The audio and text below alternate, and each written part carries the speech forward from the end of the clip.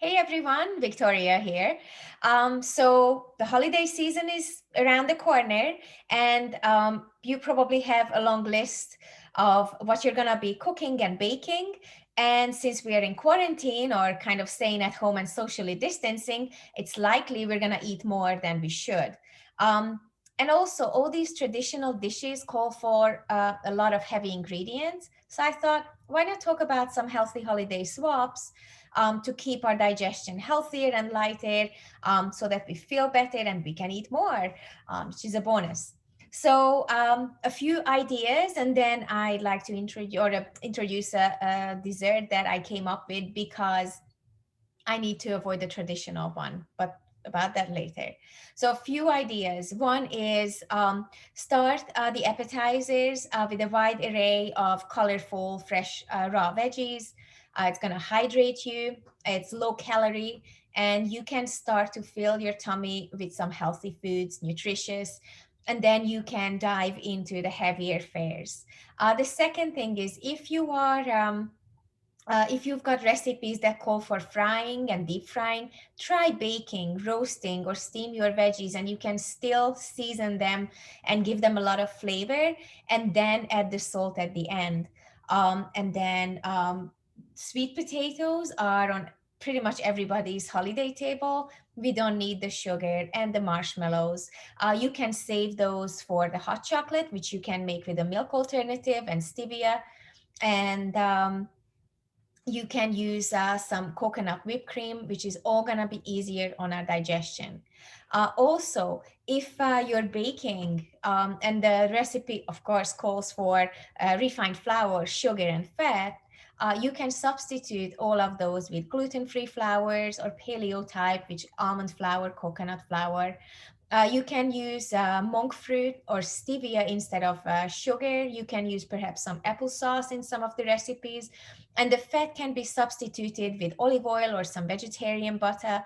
Or you can add some yogurt alternative to keep those baked goodies nice and moist.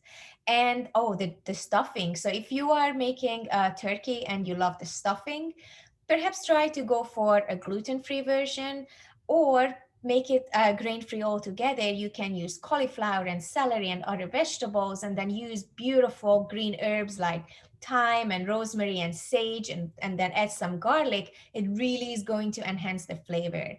So try all of those. And then now for this dessert, which I'm absolutely obsessed about because it reminds me of an old traditional Hungarian dessert, which is called Zserbo, and that calls for flour and yeast and sour cream and walnuts and apricot and dark chocolate and sugar, which pretty much most of it I need to avoid. So I thought, well, I still want to enjoy the taste and get that sense of festivity. So I thought, well, if I just use some dates, which I soak and peel and put it in the blender, food processor, then I add some prunes. You don't have to if you don't want to. Then maybe add some more dates. You can use like 4 to 6. You can also add some apricot, dried apricot. Again, 4 to 6, and some apricot jam.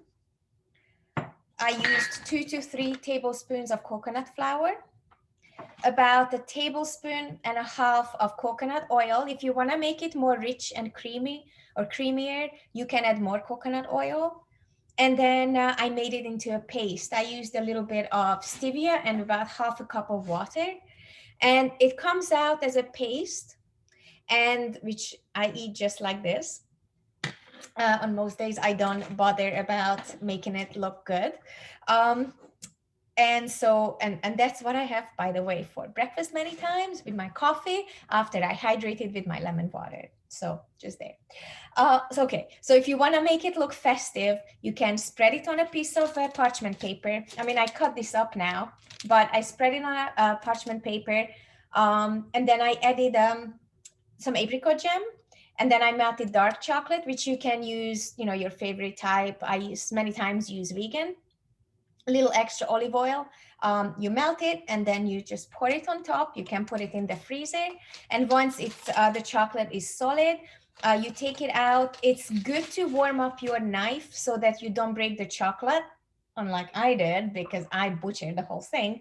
But it's kind of ended up like this. I used a little coconut flake in the bottom, and it is absolutely delicious. It looks like this.